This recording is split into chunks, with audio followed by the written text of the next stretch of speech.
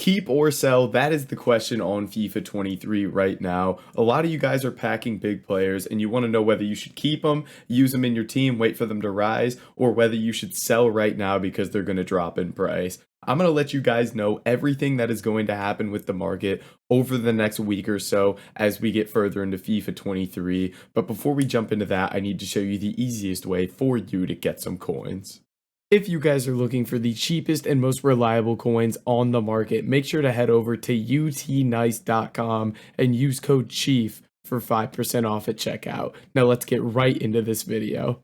Alright boys, so diving into this video, the full edition, standard edition of FIFA 23 has just been released. So we have a lot of people in the game, a lot of people opening packs. So let's talk about what's going to rise and what's going to drop. And we're going to start with kind of the low rated meta cards. A good example of this is going to be Alan St. Maximin. This guy, really good in game. A lot of people use him in their teams, but he is only 81 rated. However, he's currently going for about like 35,000 coins right now. So if you get a guy like this, somebody that's below 83 rated, but really good in game, what should you do with them? And my answer to that is you should sell these cards. The reason for that is these really good low rated meta cards, like St. Max. Another example could be LaCroix. He was up at about 10,000 coins. These guys are going to get so much supply. So while they are good in game and there's going to be people using them still, because they're so low rated and there's going to be so many packs getting opened with all these people in the game, they're going to get supplied so much that they almost have to drop. And this is exactly what happened last year. And I have an example from last year in Alan St. Maximin. So if we're going to go ahead and take a look at his card, this is FIFA 22, Alan St. Maximin, 79 rated, so he's a little bit better this year. But if we take a look at his card over the first month of FIFA last year is what we're looking at, he starts out at about 25,000 coins. Right here is where the full edition of FIFA comes out, and he just absolutely tanks downward after that because people get their coins together, their teams get better and better, and they can move on to better cards, and he just gets packed over and over. So I also want to take a look at LaCroix here. He's just one that kind of came to mind randomly there, so I don't really have him. I haven't looked at him yet. So let's go look at Footbin FIFA 22 LaCroix here. Will this come up? We can just use the Future Stars one and then go to this one here. So this is LaCroix, and let's look at the first month of FIFA here. The first month of FIFA, very similar. Full release of FIFA, he's about 40k, and then he just tanks after that. In 1 week, he goes from 40k down to 25k, just like that. So these low-rated meta cards, expect those to drop in price. Next, we're going to move to just the high-rated, the top tier, the guys that are really going to make you some coins if you pack them. So first one we're going to start off by looking at is Heung-min Son here. Heung-min Son right now, I have honestly no clue what his price is. Let's take a look. He's under 200k. He's going for about 140 it looks like.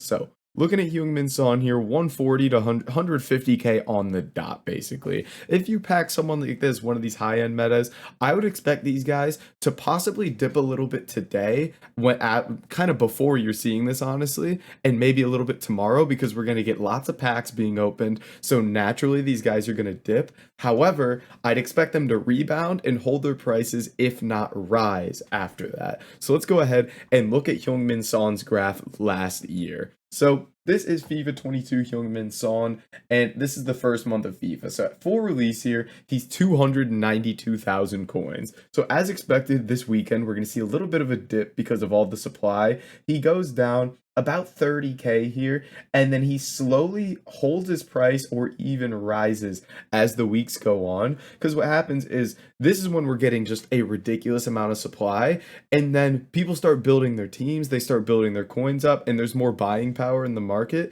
so people go to purchase these higher rated players here, and so naturally they're going to keep rising here. Let's go ahead and look at Footbin FIFA 22 Varane here. This would be a good example. Someone that you could kind of compare Rudiger or Koulibaly to this year would be Varane of last year. So Varane last year, full release of FIFA, he actually sees a rise here because he doesn't even get a drop because he probably wasn't getting supplied much because a lot of people weren't packing him, but everybody was picking him up here. And let's go ahead and take a look at Messi here. let's take a look at Messi last year and see what he did. So a lot of these guys, I'd expect them to possibly see a little bit of a dip today. If not, they could just hold their price and even rise. So you can see Messi here maybe saw right on the drop here, saw a little bit of a drop, and then slowly held his price or even rose as the weeks went on. So with those really high-end metas, those high-rated cards everybody wants to get in their team, I'd expect those cards to maybe see a little bit of a dip this weekend, but then rise after that. Now, the really difficult position is going to be those guys that kind of fall in that middle range. Someone like last year, an example would be Llorente. Let me bring him up here. An example this year, someone in that sort of middle range. I'm trying to think of like an 85, 86 rated card that's relatively meta. Foden's coming to mind, but he's not like super, super meta. So I don't know if he's a great example, but we'll use him for now. So if we go ahead and look at Phil Foden's price this year, he is currently around 24,000 coins. So let's go ahead and look at Llorente last year. Llorente was a guy that when the game came out was super, super meta. So this card at the full release sees a drop and then kind of holds his price really, really well, even rises at times. Acts like some of those higher end meta cards. However, if you do pack one of these guys that's in that middle range, and maybe isn't as meta this year as people thought, then he's going to act like those lower rated cards like St. Maximin. So it's really those middle range cards, depending on how good they are in game this year, can either fall into that lower tier where they just kind of drop, or they can bump up into that higher tier where they just kind of hold their price and rise. It's really a judgment call per card with those type of players. So that's kind of my take on that. And then the last thing we're going to hit on here is Team of the Week cards here that are in Team of the Week 2. So Team of the Week 2 this week, honestly a pretty solid Team of the Week. You got Marquinhos in there, we got Salah in there. So, and one I wanted to look at here was Akanji, because he's a guy I want to pick up myself. I have no clue what he sells for right now. Honestly, a decent price there.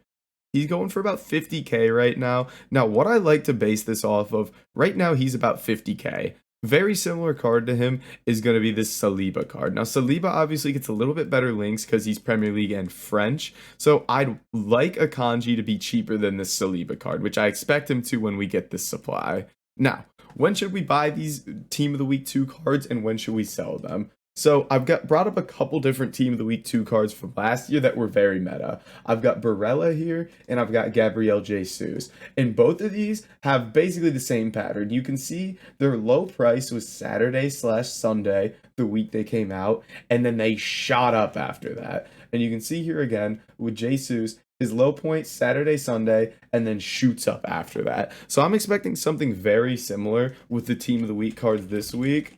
FIFA 23 Team of the Week 2, but it's got to be the meta cards that people are going to be using in their teams. So if we go ahead and take a look, somebody like a Marquinhos, an Akanji, even a Salah could do really well here. A Salah is a guy that I honestly like there. Right now he's about 386K. That's not a bad price at all. Modric I don't love, but he could work.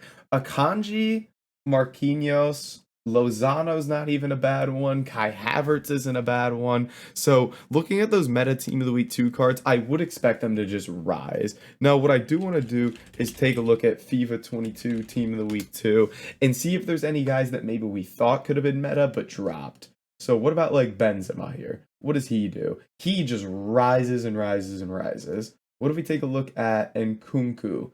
Nkunku rises, rises, rises. Who's kind of a bit of a weird one here? Zakaria, not great links. Could take a look at him. Zakaria doesn't do great here, but still rises a bit.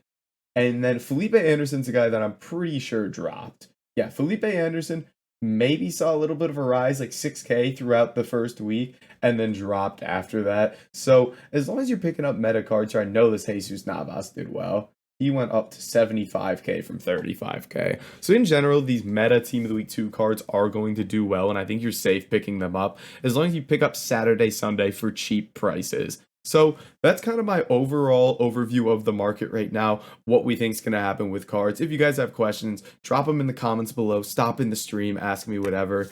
But guys, that is going to be it for this video. If you did enjoy it, make sure to like, comment, and subscribe, and I'll catch you in the next video.